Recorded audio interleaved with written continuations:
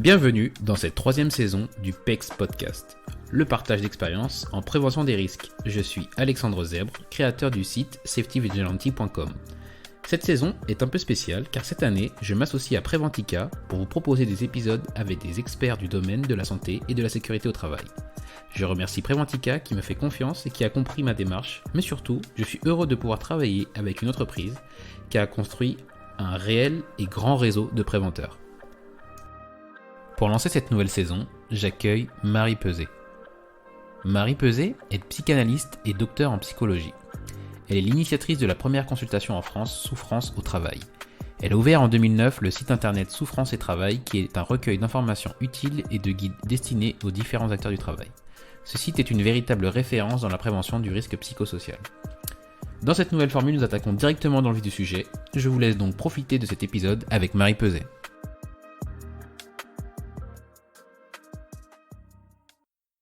Donc on va attaquer tout de suite l'épisode par une question qui peut être un peu dérangeante. Marie Peuzet, est-ce que vous pouvez nous dire comment fragiliser un salarié aujourd'hui dans une entreprise ? C'est une technique qui est très, très au point et qui repose sur la fabrication de guides de management dans les très grands cabinets qui sont là pour ça et qui malheureusement ont comme salariés des gens qui font mon métier, c'est-à-dire des criminologues, des docteurs en psychologie, des psychologues, des comportementalistes. Si autrefois on obtenait la soumission du salarié par la dureté du travail et par la menace directe, qui existe encore, on l'obtient quand même depuis plusieurs années tout à fait différemment. D'abord en allant chercher la subjectivité du salarié, qui est toujours indispensable pour faire le travail. Aucune tâche ne peut être faite si nous n'engageons pas dans le travail notre intelligence, notre histoire personnelle, notre subjectivité, notre honneur, notre sueur, notre musculature, notre intelligence. Il faut arrêter de penser qu'en suivant la procédure qui nous est donnée, le travail va se faire. Pas du tout. Le travail réel, c'est tout ce que les salariés rajoutent au prescrit pour que ça fonctionne. Et ça fonctionne parce qu'ils y mettent tout ça qui vient d'eux.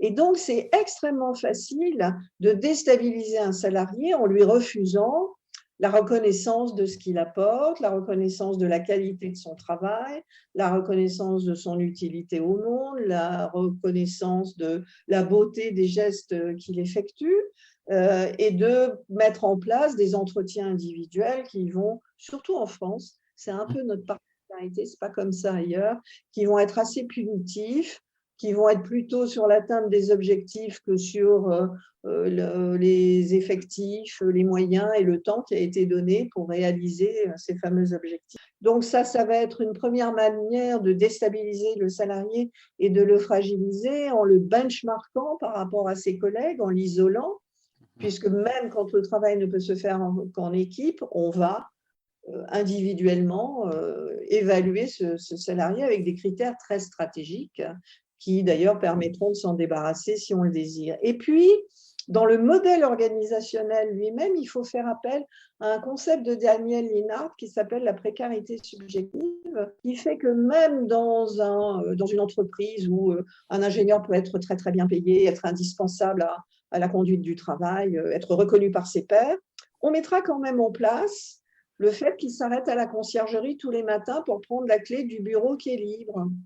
Ce qui est une manière de lui dire, tu n'as pas de bureau attribué. Tu es en CDI, mais tu n'as pas de bureau attribué. Alors que l'entreprise a les moyens de donner un bureau à chacun.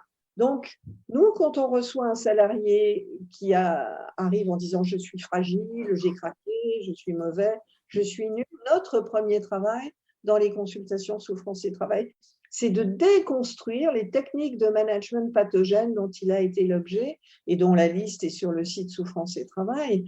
Et donc, on lui conseille toujours de regarder un peu si toute cette liste correspond à ce qu'il a vécu. Et bien sûr, chaque fois, c'est ça qu'on retrouve. Moi, j'avais été impressionnée en 1996 en recevant une secrétaire de Nexity à la Défense.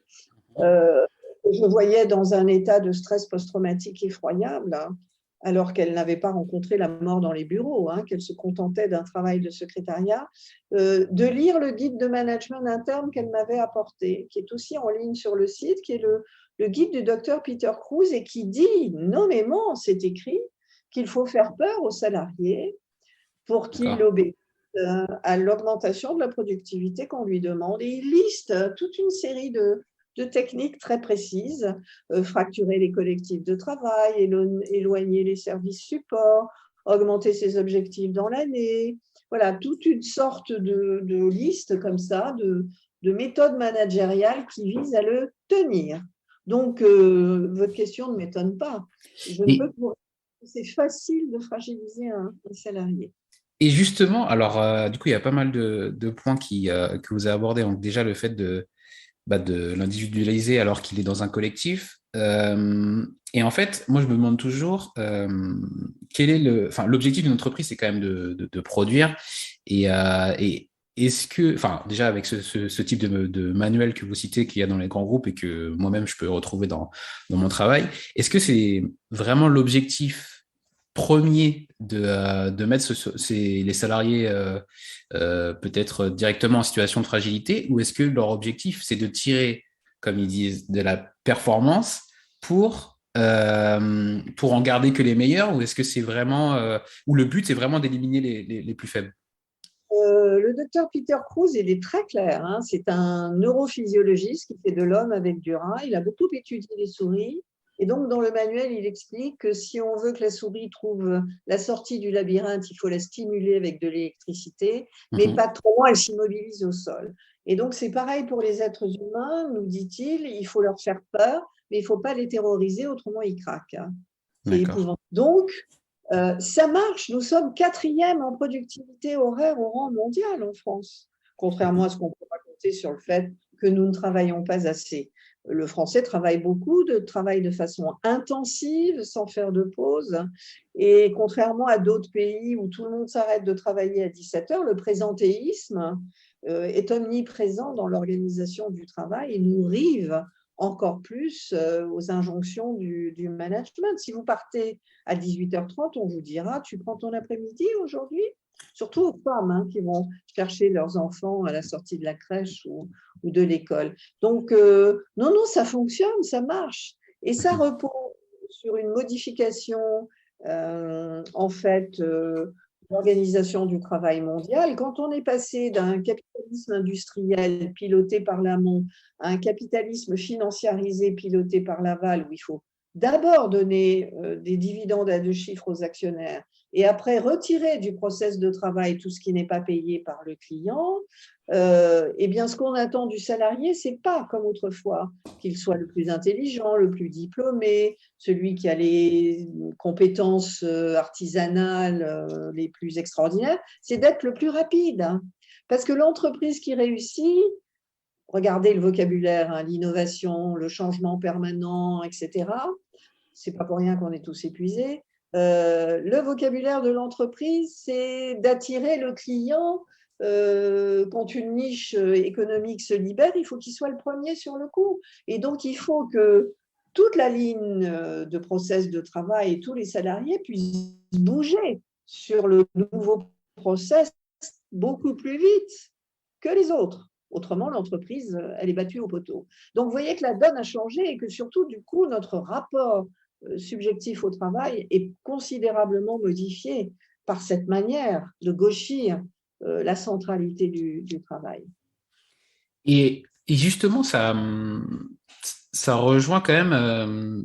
En fait, du coup, vous expliquez que toute la ligne finalement, elle est là-dessus.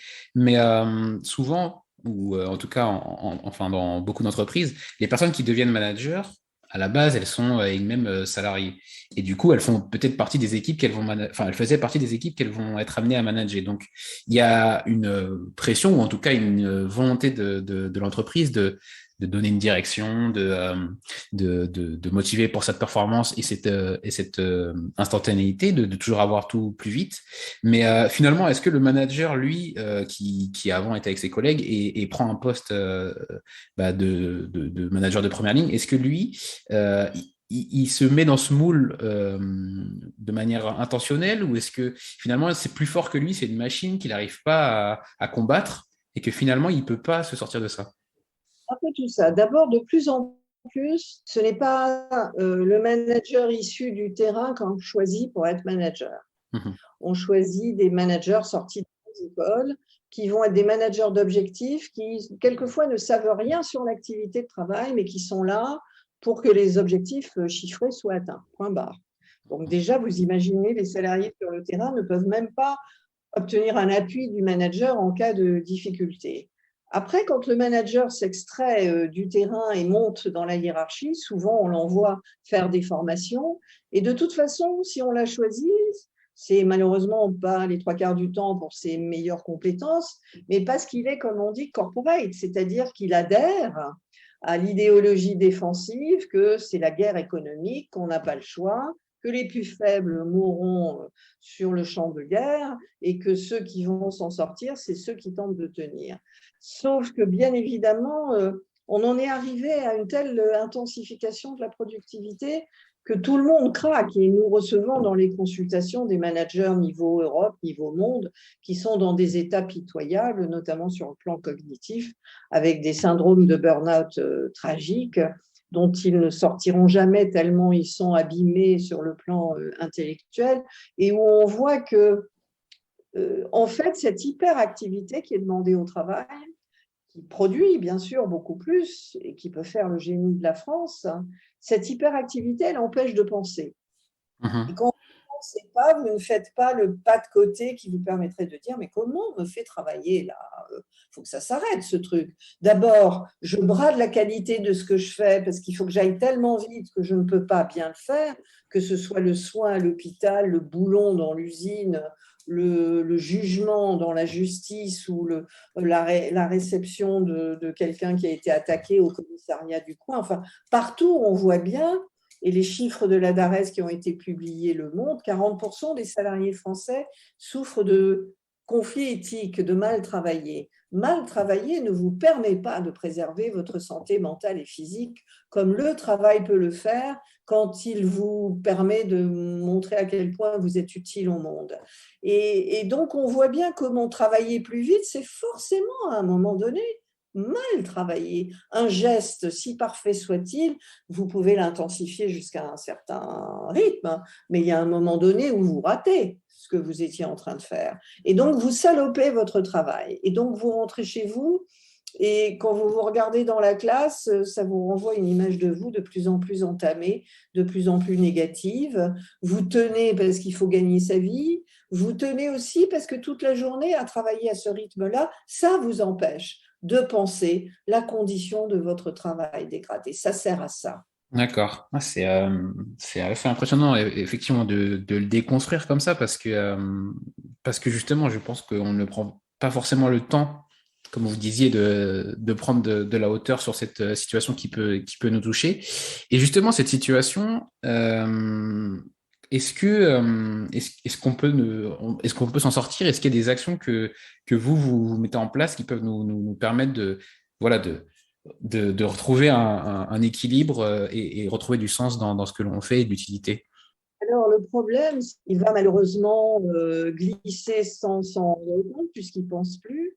Et c'est souvent de l'extérieur qu'on pourrait essayer de l'attraper par la racine des cheveux et de l'enlever de cet endroit pathogène. Par exemple, le burn-out, les premiers signaux, ils sont très simples. C'est quand vous essayez de vous reposer tout le week-end et que vous redémarrez le lundi toujours aussi fatigué. Ça veut dire que le repos n'éponge plus la fatigue que vous éprouvez. Déjà ça devrait vous alerter. Or, qu'est-ce qu'on fait? Comme on délégitime la fatigue et qu'on l'a dit, l'état des gens qui s'écoutent un peu trop, comme il faut être au top, comme on a peur de perdre son travail, comme on a peur d'en parler à son manager qui va vous dire de toute façon, c'est comme ça, c'est pas autrement. Si tu veux pas rester, la porte est ouverte, il y en a 20 devant qui attendent ton poste, ou bien tu ne sais pas hiérarchiser tes tâches. C'est toi qui ne sais pas bien gérer ce qu'on te donne à faire. Vous êtes toujours envoyé à votre culpabilité personnelle. En fait, ce qui manque, c'est qu'il faudrait qu'avant qu'un jeune rentre dans le monde du travail, il ait une formation sur ses droits et sur ses devoirs pour ne pas y aller comme ça, la rose aux lèvres, sans se rendre compte dans quel traquenard stratégique il va tomber. Après, fort heureusement, il y a beaucoup d'endroits où les choses se passent correctement et où même si c'est fatigant, ma foi, la reconnaissance de ce que vous avez apporté peut vous permettre de préserver votre santé. Mais il faudrait faire ces apprentissages avant de rentrer dans le monde du travail pour éviter tout ça. Il faudrait que les acteurs qui sont prévus par le Code du travail dans l'entreprise aient des marges de manœuvre. Il faudrait que les managers soient formés. Il faudrait qu'on n'ait pas supprimé la visite périodique chez le médecin du travail qui maintenant a lieu tous les 5 ans. Vous vous rendez compte, en 5 ans, la quantité de burn-out, de tentatives de suicide, de tout ce que vous voulez, vous pouvez faire. Il faudrait que le collègue à côté aille mieux que vous et puisse vous taper sur le bras et vous dire « Je trouve que tu as mauvaise mine en ce moment, mais il est dans le même état que vous. Il est dans la même frénésie. » Et donc, nous sommes tous pris là-dedans. Finalement, les derniers qui arrivent encore à donner du temps pour penser et un endroit pour penser, c'est les psys. Et vous voyez comment on nous surutilise, hein, généralement un peu sur le mode commando. Hein, la cellule psychologique va débarquer. C'est trop tard quand elle débarque. Et vous voyez que la réforme en cours qui va rembourser 3-4 séances de psychothérapie, et comment vous voulez qu'on bosse avec ça? Même nous, du coup, on nous place en situation de travailler et de mal travailler. Donc, sauf à faire un travail de déconstruction sur les nouvelles organisations du travail, leurs travers, leurs défauts, ce qu'elles vont générer, vers qui vous pouvez vous tourner, comment il faut répondre, c'est-à-dire un vrai travail de transmission, sauf à faire ce travail-là, c'est très compliqué d'aider les gens. Et généralement, ils viennent me voir trop tard. Et justement, vous avez commencé à y répondre, mais alors, c'est un sujet quand même enfin, il faut le reconnaître, qui arrive de plus en plus dans les journaux, dans les actualités. On en parle beaucoup dans le monde anglo-saxon et moi je trouve depuis peu quand même dans les grands médias en France. Et il y a eu justement en septembre dernier les assises de la santé mentale. Et vous avez commencé à y répondre. Donc, qu'est-ce que vous pensez donc des annonces du président Macron?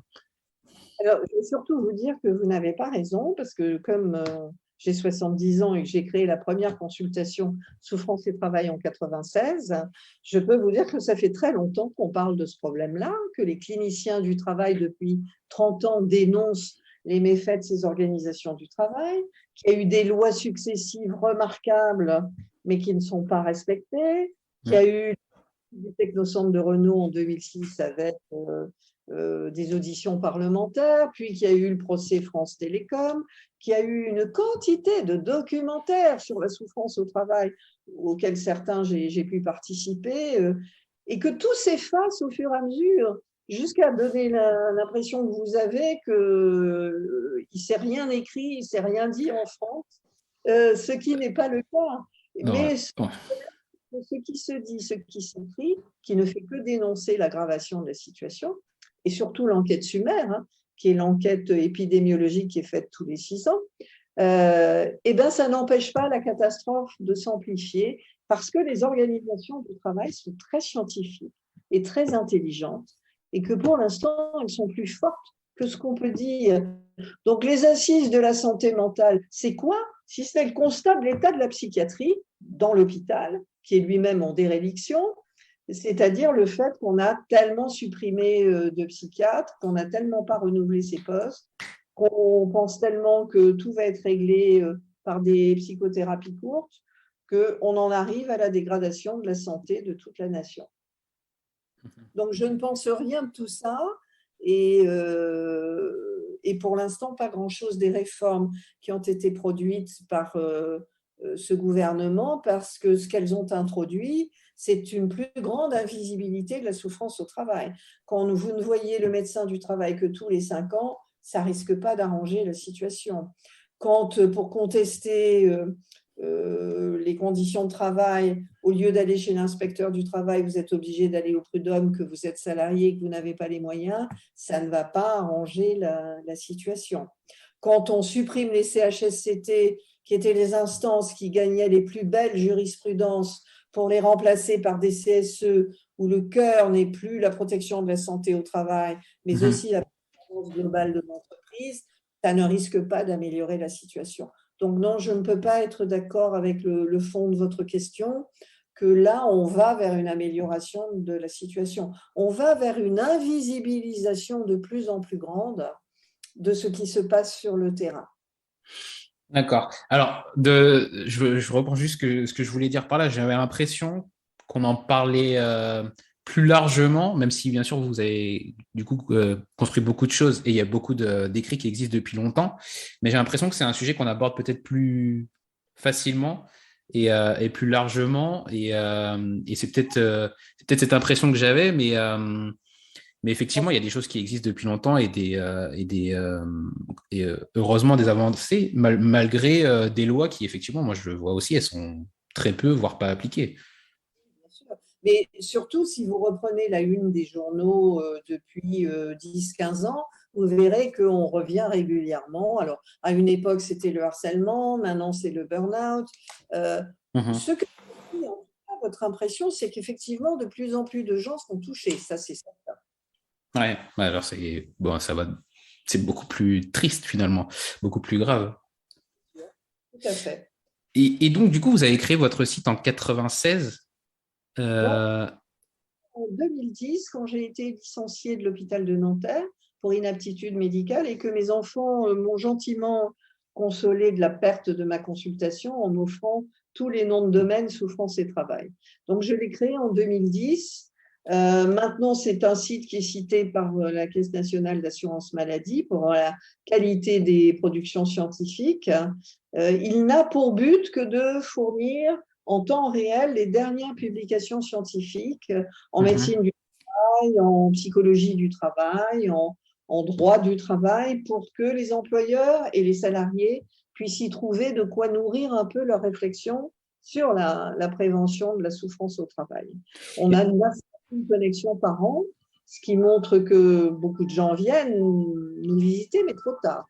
En tout cas, il abrite la liste des 200 consultations souffrance et travail qui n'est présente nulle part ailleurs. Et oui, justement, alors je mettrai également les liens en description, le lien en description de l'épisode, mais comme vous le dites, malheureusement, si des gens s'y intéressent, c'est peut-être trop tard, mais pour autant, toutes les ressources, je pense qu'elles sont. Enfin, vous êtes déjà très reconnu pour tout ce que vous produisez, du coup, sur les vidéos, les interviews et aussi les outils de formation que, du coup, moi, je ne connaissais pas, qui a également disponible sur votre site web.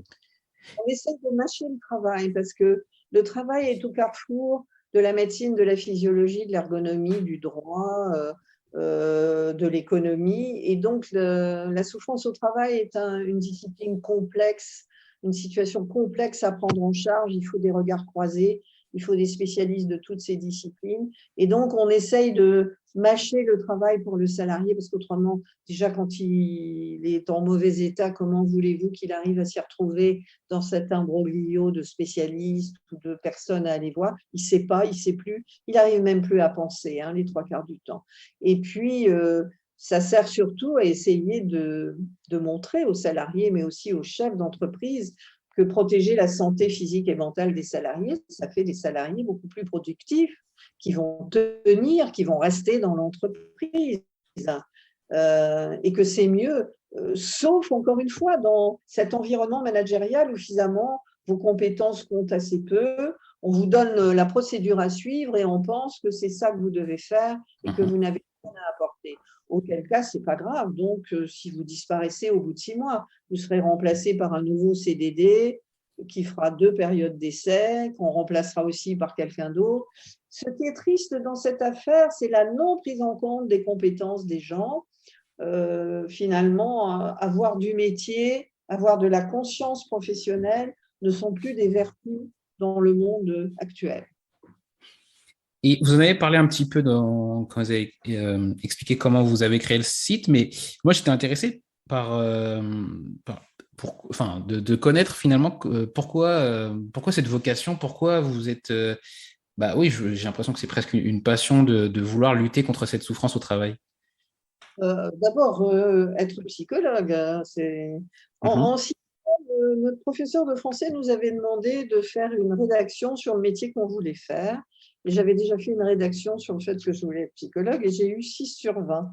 Et donc, depuis, j'ai tout le temps envie de me dire quel dommage qu'elle soit morte, parce qu'autrement, j'irais lui faire coucou et lui dire que finalement, voilà, j'ai tenu mon engagement et pas trop mal.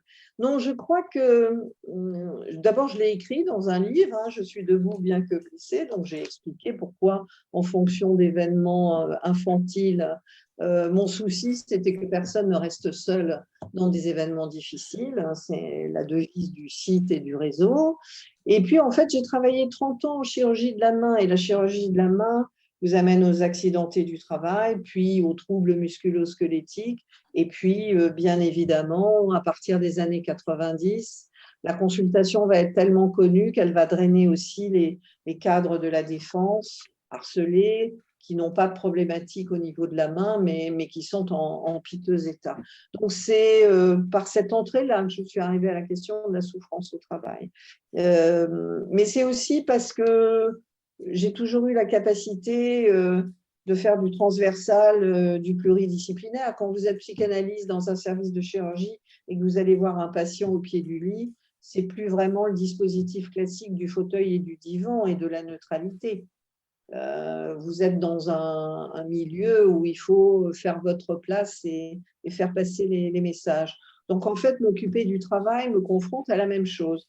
Il y a une partie du travail qui appartient à la construction de notre personnalité et qui nous permet effectivement d'aller bien, de nous épanouir, de montrer ce qu'on vaut et qui on est. Et puis, il y a une partie du travail qui appartient à l'organisation sociale du travail, qui prend l'organisation du travail dite scientifique, mais qui sont surtout maltraitantes, et où finalement il faut regarder toute cette affaire comme la psychopathologie de violence collective et pas simplement comme venant de névroses individuelles. Bien sûr, on peut toujours dire à un salarié que s'il ne s'entend pas avec son manager, c'est parce qu'il avait des problèmes avec son papa quand il était petit ou qu'il a des soucis avec l'autorité. Mais qu'est-ce que vous voulez dire à l'ouvrière qui vise 27 bouchons par minute? Que son Oedipe y est pour quelque chose? Qu'est-ce que vous voulez dire à une femme qui gagne 30% de moins que l'ingénieur alors qu'elle effectue le même travail et qu'elle a les mêmes diplômes, que c'est son masochisme féminin qui est en jeu? Vous voyez, il y a un moment où il faut sortir de sa discipline de départ pour aller visiter les autres. Et ça enrichit votre pratique et votre clinique. Ouais, c'est intéressant de le poser comme ça. J'avais lu cette formule, mais oui, il y a un moment, il faut regarder le problème en face aussi et arrêter d'essayer de se cacher derrière j'ai l'impression des faux prétextes. Mais après, et j'imagine que en interview avec quelqu'un qui expliquerait ses agissements, il trouverait des raisons pour diminuer son agissement, quoi. Des arguments, toujours. Après, ça dépend de votre autonomie morale personnelle. Hein. Vous avez des gens qui sont capables de ne pas prêter le flanc à ces dérives. Et puis, vous avez des gens qui, pour garder leur place et continuer à être connus, glissent. Voilà. Ils sont capables de vous dire, j'ai très bien travaillé parce qu'on m'avait demandé de virer un tiers de l'équipe et je l'ai fait. Ce qui rappelle de manière assez sinistre, j'ai très bien travaillé, mais les trains sont arrivés à l'heure. Hein. Du coup, on avance et je vais arriver directement à la partie un peu plus ressources. Et qu'est-ce que vous pourriez nous conseiller comme ouvrage ou comme ressource pour continuer sur ce sujet de la souffrance au travail? Alors, moi, je conseillerais à ceux qui veulent essayer d'en savoir un peu plus d'aller regarder sur le site, dans la section vidéo, les vidéos de Maître Rachel Saada pour ce qui concerne le droit du travail privé et les vidéos de Maître Benoît Arvis pour ce qui concerne le droit public. Parce que nous avons là deux avocats qui maîtrisent très bien le domaine et qui disent exactement ce qu'il faut faire lorsqu'on est en situation de souffrance et travail dans le privé ou dans le public. C'est vidéo, c'est pas écrit, c'est pas casse-pied, voilà, c'est très pragmatique. Je conseillerais ça. Je conseillerais de regarder la vidéo de Christophe Dejoux qui, pendant 2 heures, explique à quel point le travail est central pour notre santé. Parce qu'on ne tomberait pas malade du travail si le travail n'était pas le plus grand pacificateur individuel et social qui existe. Et puis, je conseillerais d'aller dans nos grands guides. Il y a le guide du travailleur où on explique ce qu'il faut faire. Voilà. c'est-à-dire de passer un peu de temps sur le site et si possible avant que la catastrophe n'ait eu lieu, pour se familiariser avec les outils. Les outils, on les donne, hein. Tout est en ligne, hein. Nous bâtissons des outils avec notre groupe pluridisciplinaire où il y a des magistrats, des avocats, des médecins du travail, des médecins inspecteurs, des inspecteurs du travail, des psychiatres. Et donc, on mâche le travail du salarié. Il y a premiers éléments à mettre en place en cas de souffrance au travail. Il y a liste des techniques de management pathogène. Il y a sur la première page le test de propagation du burn-out qui permet de savoir où on en est. Voilà, il y a beaucoup de ressources. Et puis, il y a 200 consultations. Donc, qu'est-ce que je peux dire? N'attendez pas de craquer, venez nous voir avant. On a là des cliniciens du travail très bien formés, surtout juridiquement, qui peuvent aider à éviter la cassure finale dont on se remet si difficilement. Donc, ne restez pas seul et prenez un petit peu de temps pour penser à votre santé.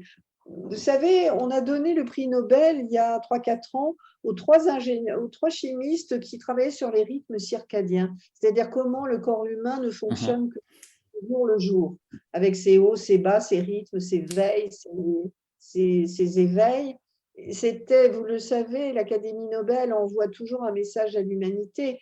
Le corps est le réceptacle de la vie, donc il ne faut pas l'abîmer, parce qu'une fois qu'il est abîmé, vous êtes un travailleur handicapé, l'entreprise, elle vous oublie. Et c'est vous, seul ou accompagné avec des enfants, qui allez devoir vous débrouiller pour continuer à gagner votre vie. Donc, ne sacrifiez jamais votre santé pour l'entreprise, elle ne le mérite pas du tout. Très bien. Et justement, vous parlez comment dire, de prendre les devants et de penser à soi. Et c'est de la prévention, du coup, au sens le plus profond. Mais comment vous voyez évoluer cette prévention pour les sujets de souffrance au travail à moyen et à long terme? Très mal, parce qu'on est dans un pays qui ne pratique pas la prévention primaire du tout. On ne sait pas empêcher les choses d'advenir. On sait ramasser les gens quand ils sont tombés par terre. Je pense qu'il faut surtout dénoncer tout ce qui est du côté du développement personnel et de la QVT, parce que ça, c'est une imposture.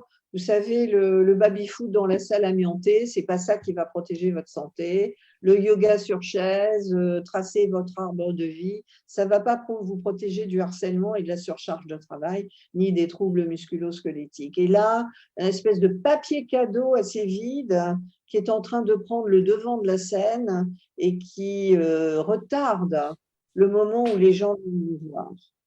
Voilà, je voudrais qu'ils arrêtent d'être dupes.